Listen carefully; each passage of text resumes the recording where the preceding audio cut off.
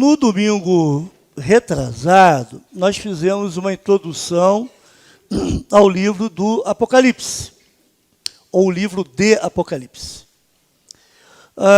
Não foi um sermão, foi uma palestra, né? Introduzindo esse livro, mostrando os vários aspectos desse livro, mensagem central, questão de data, autoria, propósito do livro, questões históricas que envolviam aqueles crentes naquela época em que esse livro foi escrito. Isso tudo para nos ajudar a entender o livro de Apocalipse. Eu sei que não é o caso aqui dos irmãos, mas tem crente que tem medo de estudar Apocalipse, pelas figuras que lá aparecem, né? E fica lá com medo, vai ter pesadelo à noite, quem sabe, vai ver uma besta emergindo lá no meio do quarto, né? Vai me pegar, não sei bem, né? Ser besta, para de ser besta, né? Isso não é assim, não. Tem pastores que não pregam em Apocalipse, devido a entenderem, acharem que é uma coisa muito complexa e pensam que vão ter muito trabalho, né? E não vão entender o que está escrito lá e por isso não pregam em Apocalipse. Mas eu gostaria que, ao longo desses sermões, e esse, de fato, será o primeiro sermão no livro de Apocalipse, os irmãos entendam que não tem nenhuma besta de 7 cabeças, né? Nenhuma grande dificuldade para a gente entender esse livro, se nós buscarmos os recursos adequados, os recursos certos, e até pararmos de ouvir algumas ideias que surgem lá nas redes sociais, algumas tentativas de interpretar sinais de Apocalipse que, na realidade, não são bem assim. E eu quero deixar isso muito claro. O tema de hoje é a revelação de Jesus Cristo. Vamos ler Apocalipse capítulo 1, versículos de 1 a 3. Apocalipse capítulo 1, versículos de 1 a 3. Eu lerei na minha versão, o irmão esteja acompanhando na sua versão. Revelação de Jesus Cristo, que Deus lhe deu para mostrar aos seus servos as coisas que em breve devem acontecer, e que ele, enviando por intermédio do seu anjo, notificou ao seu servo João, o qual atestou a palavra de Deus e o testemunho de Jesus Cristo quanto a tudo o que viu. Bem-aventurados aqueles que leem e aqueles que ouvem as palavras da profecia e guardam as coisas nela escritas, pois o tempo está próximo. Esta é a palavra de Deus, a palavra do Senhor. Esta é a palavra do Senhor. Eu gostaria de propor uma ideia, uma primeira ideia, que a gente pode chamar até de grande ideia, ou mensagem principal, que seria o seguinte: o crente que lê, ouve e guarda a profecia revelada em Apocalipse é feliz e anda seguro, apesar das perseguições e aflições da vida. Existe uma grande dificuldade, irmãos, em entender o porquê do livro do Apocalipse. Os evangelhos foram escritos para mostrar quem é Cristo e alertar os incrédulos, aqueles que estavam longe de Deus, para que crescem em Cristo. Essa é a função dos evangelhos. As cartas foram escritas para orientar a caminhada cristã, a caminhada da fé, a caminhada da igreja nesse mundo. Mas o Apocalipse foi escrito para que os crentes estejam preparados para a volta de Cristo. Interessante que a ideia da volta de Cristo é uma ideia central também. Eu posso dizer que é o maior tema desse livro, porque essa ideia da volta de Cristo ela vai se repetir várias vezes no livro. Logo eu venho, cedo virei, algumas expressões desse tipo. Jesus dizendo que ele virá em breve. E naquele momento daquela igreja, e no momento da igreja de hoje, no momento da nossa igreja hoje, da igreja de Cristo hoje, e no momento da igreja de Cristo no futuro, essa mensagem da volta de Cristo precisa ser algo que nos anime, que nos encoraja. Quando aqueles crentes receberam essa mensagem da volta de Cristo, eles entenderam o seguinte: Deus ainda tem o domínio da história. Estamos sendo mortos. Os nossos bens estão sendo tomados. Não há uma possibilidade, não temos uma visão de uma vida tranquila, pelo menos no futuro próximo. Mas Jesus vai voltar. Deus tem o controle da história. Ele é soberano, conforme nós cantamos ainda há pouco. Ele é soberano sobre a terra, sobre os céus. Tu és Senhor absoluto. Ele é o Senhor de tudo. E essa grande mensagem, essa proposta dessa pregação é que é anunciada na realidade no livro de Apocalipse. Então, em primeiro lugar, a autoridade de Jesus é o que dá credibilidade à revelação bíblica. Pode passar, irmão. A autoridade de Jesus é o que dá credibilidade à revelação dada a João. A autoridade de Jesus. Querem ver como é que vocês sabem grego? Todo mundo aqui sabe grego. Quer ver? Apocalipse Iesu Cristo. Apocalipse Iesu Cristo. O que é isso? O que é isso? Apocalipse de Jesus Cristo. Ficou difícil entender? Talvez a pronúncia não seja melhor, né? Apocalipse Iesu Cristo. Apocalipse de Jesus Cristo. A palavra Apocalipse significa revelação. Eu não sei como pronuncia em inglês, mas na Bíblia em inglês está revelation. Revelation, que é a tradução em inglês para Apocalipse. Não é Apocalipse de João, é Apocalipse de Jesus Cristo. Então, em primeiro lugar, revelação, e é o que é Apocalipse, é tornar algo descoberto, exposto, desvelar, tirar o véu, conforme nós vimos no sermão, ou na pregação passada. É isso que significa Apocalipse. Então, aquelas figuras que tem lá no Apocalipse não é para esconder nada do crente, mas é para mostrar algo. É óbvio, irmãos, que Apocalipse faz parte de uma literatura apocalíptica. Aliás, Apocalipse é o único livro apocalíptico inteiramente apocalíptico. Nós temos Ezequiel, que é uma literatura que parte desse livro é apocalíptica. Nós temos Daniel, do capítulo 1, capítulo 6, é histórico, do capítulo 7 em diante é apocalíptico. Temos Zacarias.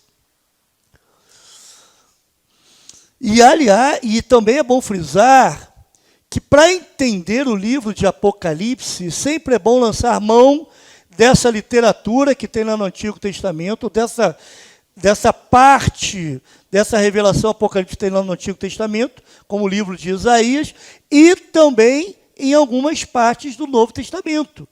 Jesus falou sobre isso, Paulo falou sobre isso, Pedro falou sobre isso, João falou sobre isso. Então nós temos porções apocalípticas em vários lugares da Bíblia. Mas a revelação é a revelação de Jesus Cristo. De quem? Interessante, revelação de Jesus Cristo. Ou é Cristo que está sendo revelado, ou então é Cristo que está revelando. Entende? Eu acho que o texto aceita muito bem essas duas ideias, mas eu prefiro a primeira. Cristo é o centro, é o personagem central do livro de Apocalipse. Então, olha só no versículo 1, revelação de Jesus Cristo. Olha o versículo 5. Só vamos usar o primeiro capítulo, tá, irmãos? Versículo 5 diz, da parte de Jesus Cristo. E os versículos 13 a 18, ele fala assim, e do meio dos candeeiros, um semelhante ao Filho do Homem. Quem é esse Filho do Homem? Jesus. Com vestes talares cingido à altura do peito, com uma cinta de couro. Sua cabeça e cabelos eram brancos como a alva lã, como a neve. Os olhos como chama de fogo. Os pés semelhantes ao bronze polido, como que refinado numa fornalha. A voz como a voz de muitas águas. Tinha na mão direita 7 estrelas, e da boca saía-lhe uma afiada espada de dois gumes. O seu rosto brilhava como o sol na sua força. Quando o vi, caía a seus pés como morto. Porém, pôs sobre mim a mão direita, dizendo, não temas, eu sou o primeiro e o último, aquele que vive. Estive morto, mas eis que estou vivo pelos séculos dos séculos, e tenho as chaves da morte e do inferno. Então, a principal figura do Apocalipse é Jesus. Aquele que foi morto, agora vive.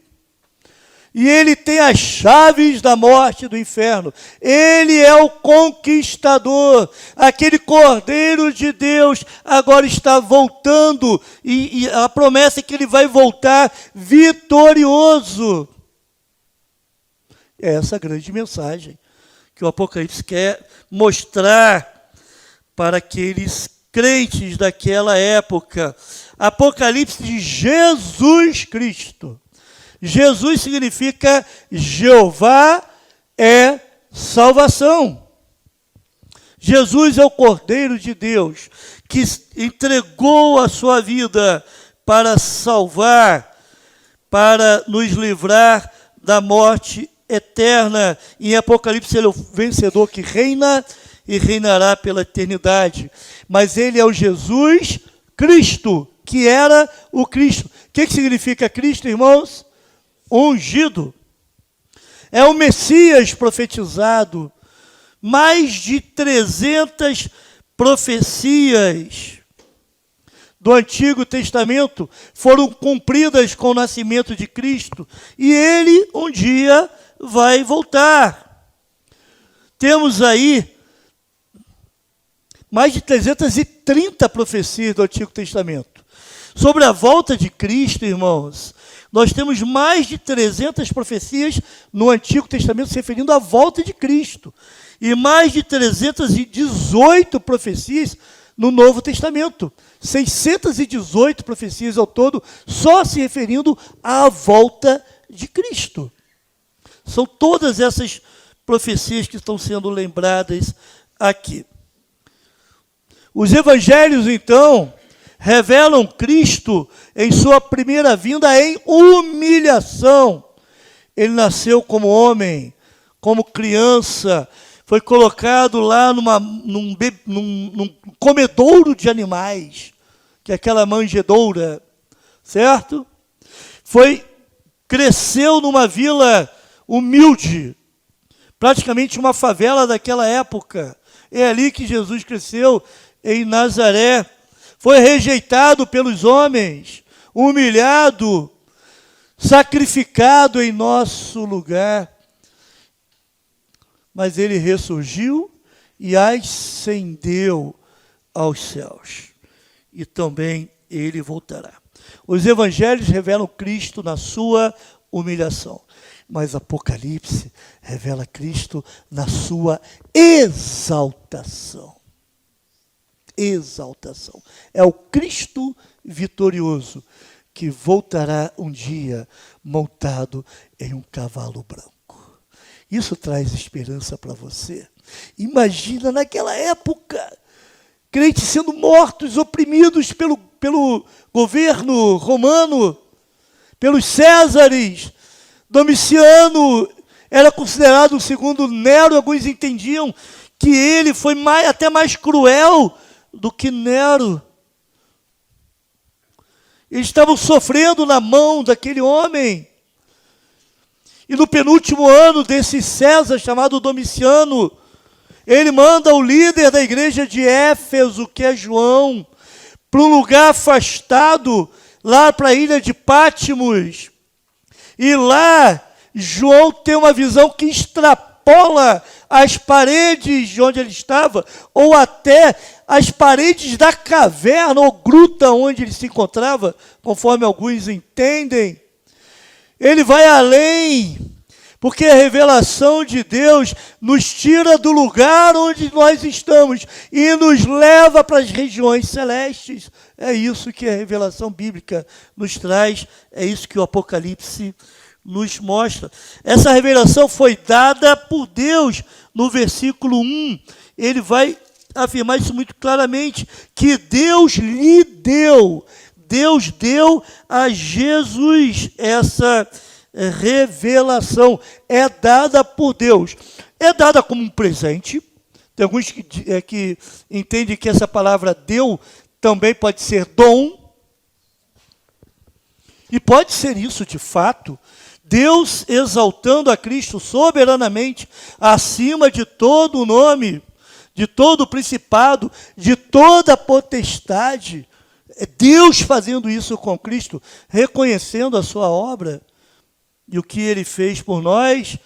Ou então pode ser simplesmente mais uma manifestação da subordinação de Jesus à vontade do Pai. Lembra quando perguntaram, quando se dará, quando Jesus estava falando sobre o fim de todas as coisas, quando se darão essas coisas? E Jesus disse, a mim não compete, nem a ninguém, somente ao Pai compete essas coisas. Irmãos, e essa revelação foi dada por Deus a Jesus Cristo para mostrar aos seus servos.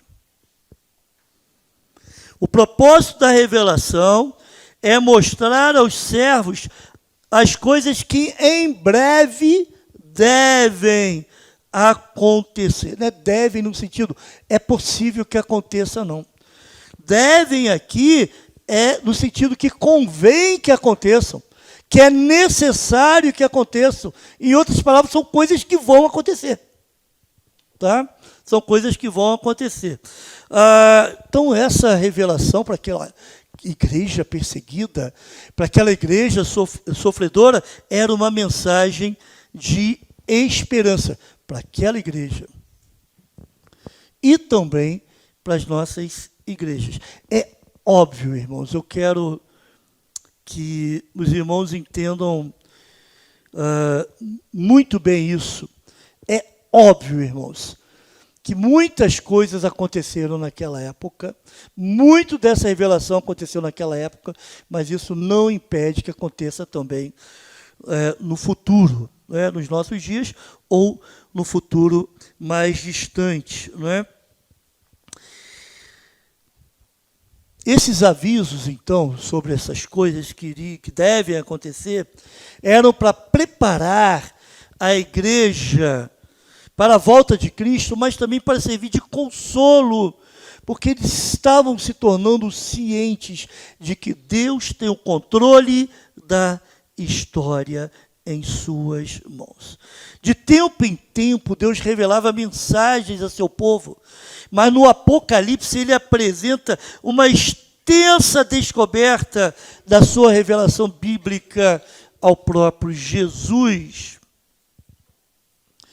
E o texto vai dizer, para mostrar aos seus servos as coisas que em breve devem acontecer.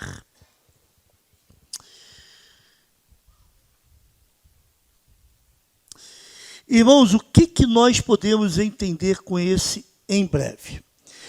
Possivelmente a ideia é coisas que vão acontecer rapidamente, em pouco espaço de tempo.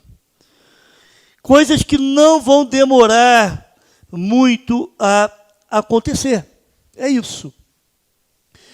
Aquela perseguição, a perseguição que nesse livro é relatada, aqueles crentes sofreram. E sofreriam ainda mais. Entende?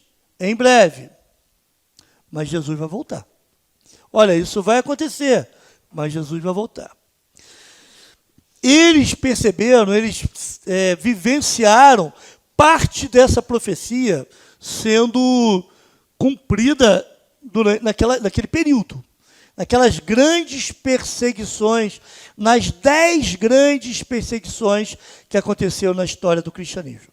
Mas existe uma ideia chamada census plenos, ou census plenior, que eu acho que é melhor.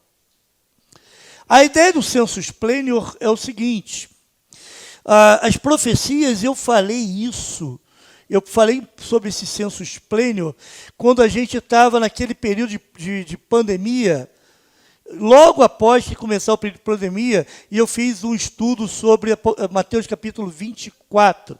Eu não sei se os irmãos se lembram. Foi transmitido, né, pela um trabalho lá, um esforço enorme para aquelas transmissões acontecerem lá na sala da minha casa. Né? E eu falei sobre essas profecias de Jesus sobre a volta de Cristo, porque devido à pandemia, muitas ideias estranhas começaram a surgir. Falei, preciso instruir o povo. Irmãos, Jesus fez profecias que iriam acontecer naquele primeiro século. E aconteceram. Por exemplo, a destruição de Jerusalém, que aconteceu no ano 70 depois de Cristo. Sim, mas as profecias apocalípticas, elas muitas vezes têm um primeiro significado, ou têm um primeiro cumprimento, ou então apontam para o primeiro momento, para uma determinada situação, mas também para algo que vai acontecer no futuro. Entende? Essa ideia do census pleno é o seguinte, essa profecia se refere a algo que vai acontecer em breve, mas também vai acontecer lá na frente, no futuro. É o que alguns chamam de duplo cumprimento ou dupla referência. Faz referência a algo que aconteceu no primeiro século ou no segundo século, mas também a algo que vai acontecer no futuro. Querem ver uma coisa interessante? 1 João capítulo 2, João vai falar que muitos anticristos existem entre nós. Ele vai dizer isso. Muitos anticristos existem entre nós. Espera aí. Não existia profecia sobre o anticristo? Leia Tessalonicenses. Vai falar sobre o anticristo, certo? E João está dizendo, olha, essa profecia já está acontecendo, mas a gente sabe que virá aquela figura que vai ser o maior anticristo de todos, que vai ter mais poder mais para frente. Entende? Teve um cumprimento mais próximo, mas também tem um cumprimento futuro. Essa a ideia. Qual foi o caminho dessa revelação? Olha, continua vendo comigo esse versículo 1.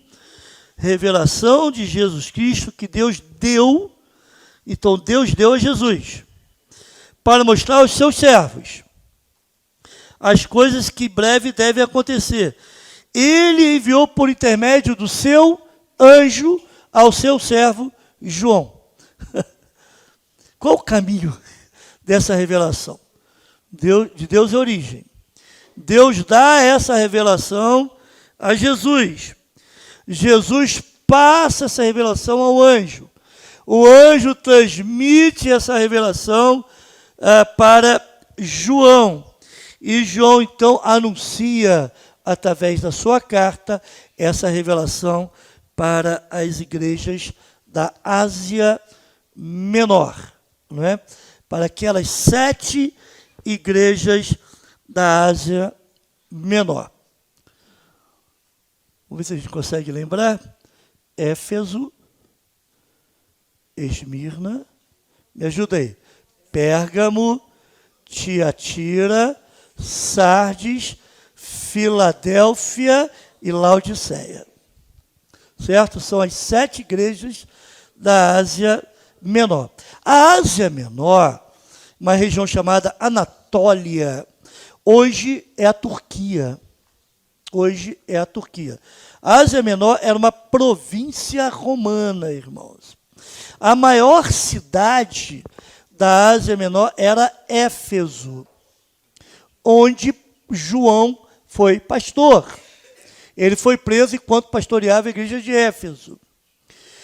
Possivelmente aquelas outras igrejas, as outras 6 igrejas, elas tinham um vínculo com a igreja de Éfeso. Talvez até tenham sido formadas por essa igreja de Éfeso, ok? Éfeso, então, era a maior cidade da Ásia Menor e também onde tinha lá essa igreja maior naquela região. Muitos Joões tem na Bíblia. Nós temos João Batista, não da Fabiana, mas de João Batista da Bíblia. Nós temos João o apóstolo, esse que escreveu. Tem João cognominado Marcos, João Marcos. João, um membro do Sinédrio 4:6, mas, como nós já vimos, quem escreveu esse livro foi João o apóstolo. Então, Deus dá a Jesus, e Jesus transmite ao seu anjo, que passa essa revelação para... já estou no segundo ponto, tá? Que passa essa revelação para João, e João, então, transmite através de carta para os discípulos. O anjo, ou os anjos, conduzem João em todas as visões que acontecem no livro de Apocalipse. São 16 visões. Aí você tem lá, então vi. Isso acontece 16 vezes. Aquela expressãozinha em grego que eu falei na pregação passada, kai endo. Então vi, ou evi, não é? E essa também é uma forma de você dividir o livro de Apocalipse, né? Irmãos, o anjo, ele transmite a mensagem, mas quem revela a mensagem é Jesus Cristo, tá? Isso é muito importante. O anjo é sempre um mensageiro, que a palavra anjo significa isso. Nunca um revelador, tá bom? Essa é a ideia. Em terceiro lugar,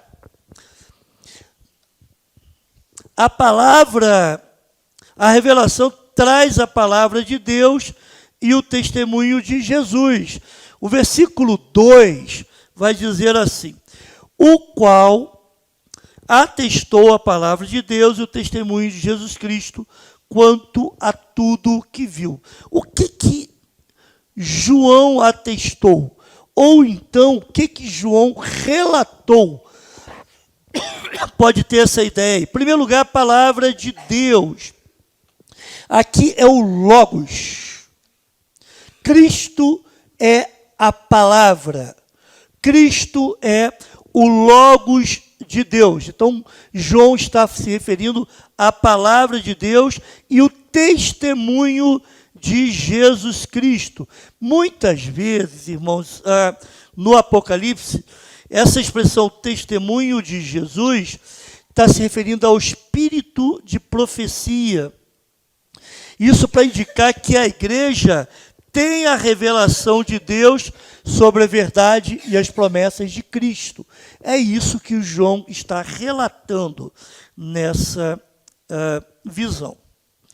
E no versículo 3, então, nós temos a bênção para aquele que ouve as palavras de Deus. Então, em quarto lugar, a bênção para aquele que lê e ouve as palavras da profecia desse livro. Bem-aventurado aqueles que leem bem-aventurado aqueles que leem e aqueles que ouvem as palavras da profecia e guardam as coisas nela escritas, pois o tempo está próximo. Bênção para aquele que lê e ouve as palavras dessa profecia. Eu não sei se na minha versão está assim. Bem-aventurados aqueles que leem e aqueles que ouvem. Não sei se na sua versão está assim também. Mas a NVI está mais correta. Bem-aventurado aquele singular que lê em voz alta as palavras desta profecia e bem-aventurados aqueles, plural, que ouvem. O que isso significa? Irmãos, naquele contexto, era muito difícil ter cópias de livros. Normalmente eram manuscritos, né? Eram rolos. Então eu consigo fazer um rolo aqui. Mais ou menos assim, melhor do que isso, né? E rolos. Eles colocavam selo aqui. Tum. Então esse selo só podia ser aberto pela pessoa que tinha autoridade ou era o destinatário daquela mensagem. Então, ele quebrava o selo e abria o rolo. Então, era uma coisa muito difícil, muito cara. Além disso, muita gente não sabia ler naquela época. Então, as cartas, inclusive as paulinas também, de Pedro, chegava uma cópia. Às vezes era uma cópia por igreja. Imagina se só tivesse uma Bíblia aqui. Imagina bem. E eu lendo aqui o que está escrito na Bíblia e os irmãos tendo que ouvir com muita atenção. Entende, irmãos, essa ideia? É mais ou menos isso que está acontecendo aqui. Era muito difícil ter cópias. No máximo, uma cópia por igreja, no máximo. Então, normalmente chegava uma cópia, alguém lia essa cópia, até em voz alta, né? A NVI deixa muito claro, e os membros da igreja, da congregação, ouviam. Então, tanto é bem-aventurado, que significa bem-aventurado, irmãos? Feliz. É bem-aventurado aquele que lê, que transmite a mensagem, mas também é bem-aventurado aqueles que ouvem essa mensagem. Não só as profecias, não só o livro de Apocalipse, mas também toda a Escritura. Por isso que eu postei lá no nosso grupo o áudio do primeiro capítulo para você ouvir. Porque bem-aventurados aqueles que ouvem, para que você seja bem-aventurado. Espero que tenham ouvido também.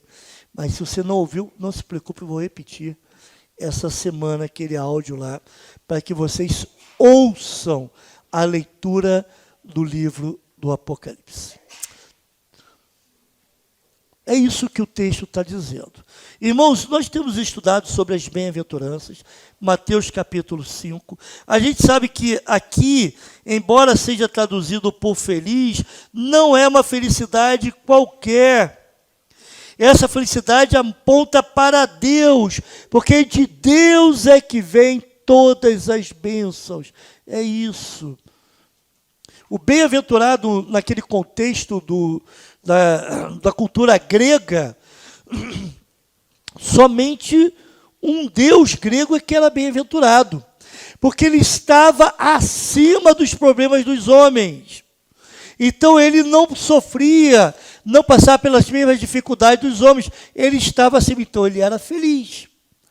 Mas o texto apocalíptico está dizendo o seguinte: olha, você é feliz, você é crente, apesar do sofrimento, apesar da ameaça constante, apesar de andar com medo de ser pego, dormir com medo, com receio que te entreguem, porque você é crente, você, apesar disso tudo, você é feliz, porque você lê ou você ouve as palavras desse livro. Entende? É felicidade em meio aos problemas, em meio às lutas e em meio às perseguições. É isso que o texto quer nos dizer. E o final do versículo 3 vai dizer: pois o tempo está próximo. Irmãos, a palavra tempo, eu acredito que você já conheça isso. A palavra tempo pode significar cronos, não é? Que tem a ver com calendário, com as estações, né, com as eras, mas também pode significar kairos. E essa ideia de kairos, que é mais importante aqui, porque kairos significa o tempo para uma decisão. O tempo para uma decisão.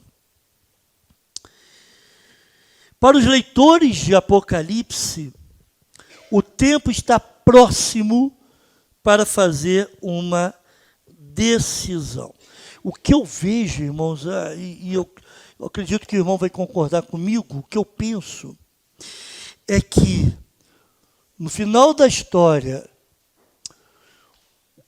Cronos vai se juntar ao Kairos, e aí não haverá mais diferença entre tempo de decisão ou o tempo de Deus com o tempo humano. As coisas vão andar juntas.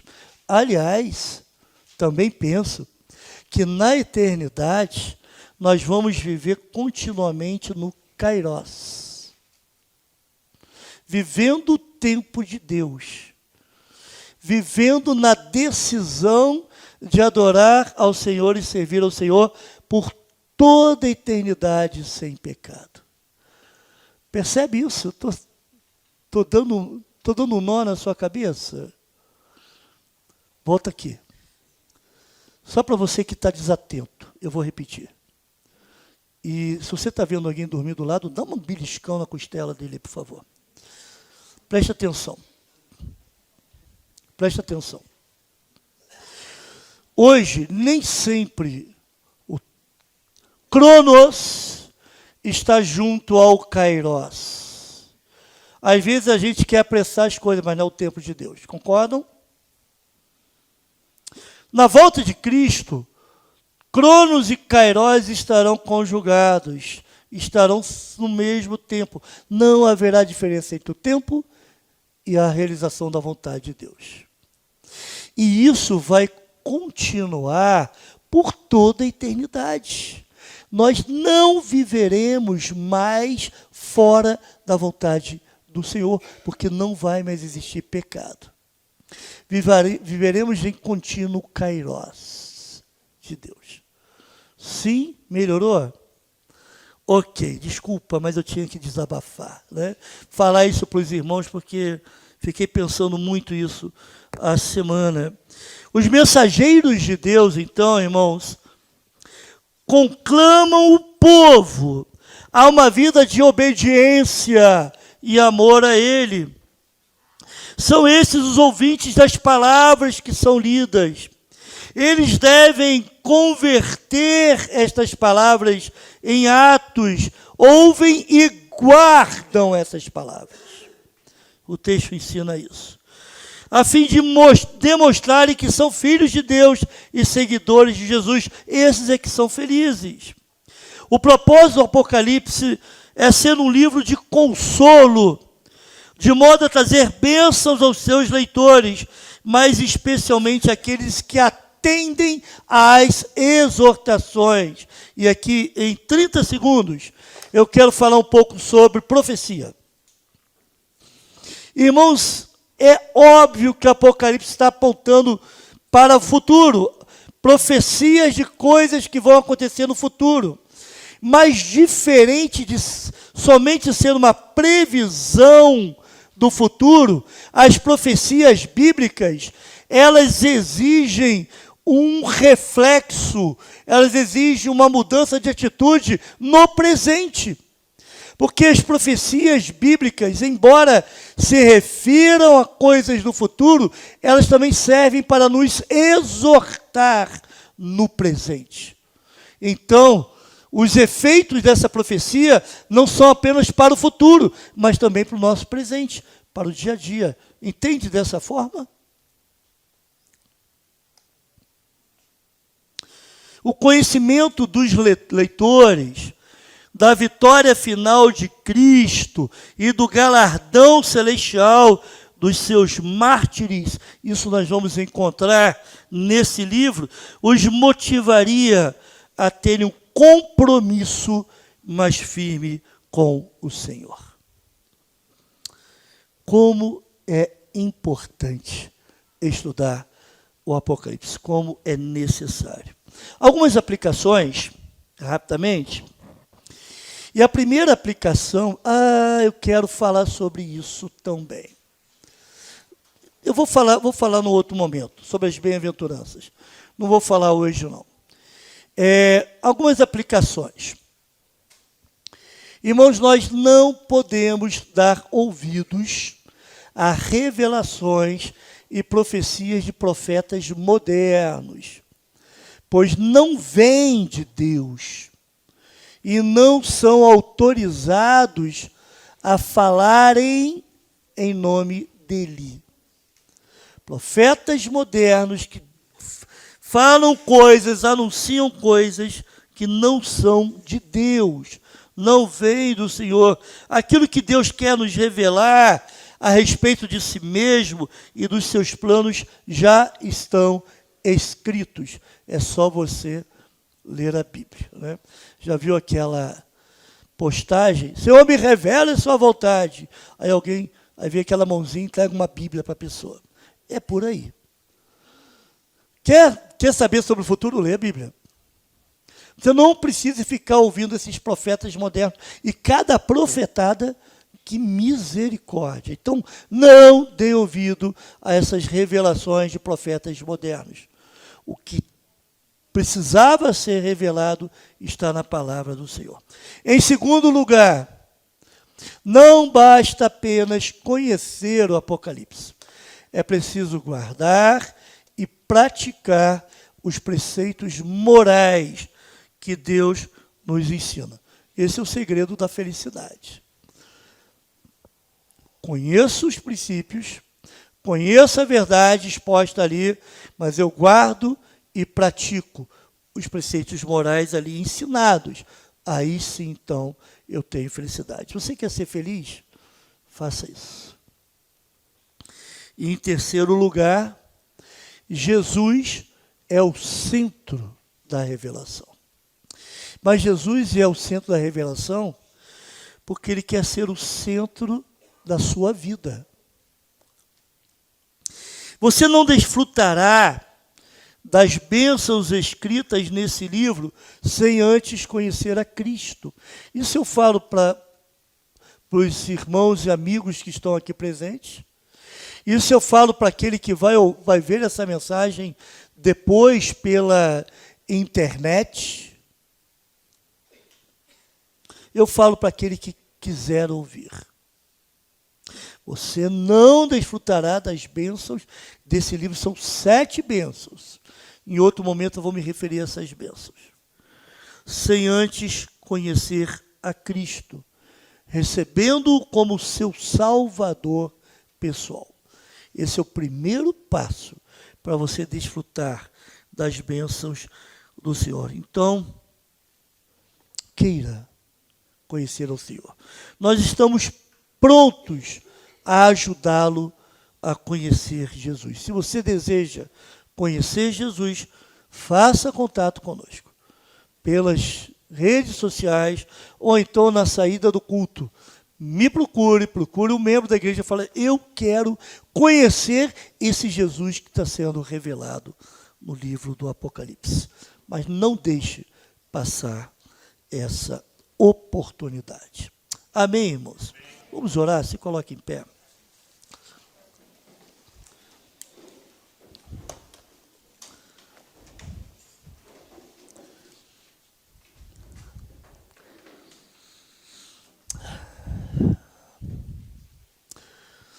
O tempo não nos permite dizer tudo aquilo que poderíamos dizer nesses 3 versículos.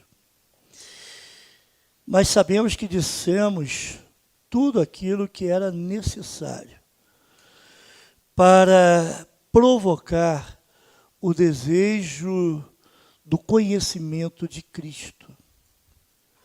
Quem sabe temos algumas pessoas aqui turbadas, preocupadas, ansiosas, inquietas com as questões dessa vida. Mas quando conhecemos o Apocalipse, temos a certeza da tua mão sobre todas as coisas e passamos a compreender qual será o nosso fim. Essas inquietações podem ser afastadas, essas preocupações afugentadas, a ansiedade calada. Ó Deus, confiamos nisso e sabemos que isso é possível pelo poder da tua palavra e a ação do teu Santo Espírito. Mais ainda, o livro do Apocalipse revela quem é Jesus, conta a história de Cristo desde o seu nascimento até a sua volta. Mostra a importância de abrir o coração para Jesus, crer em Jesus como Salvador e assim desfrutar das suas preciosas promessas. Ó Deus, venha fazer com que essa compreensão seja clara na mente e no coração daqueles que precisam de salvação. Senhor, venha converter nessa noite. Venha, ó Deus, fazer com que pecadores se arrependam dos seus pecados e desejem buscar mais a Cristo. Que o teu amor, ó Deus, que a graça do nosso Senhor e Salvador Jesus Cristo e a doce presença do Espírito Santo esteja com cada um de nós nesse presente era, mas até a volta de Cristo. Amém.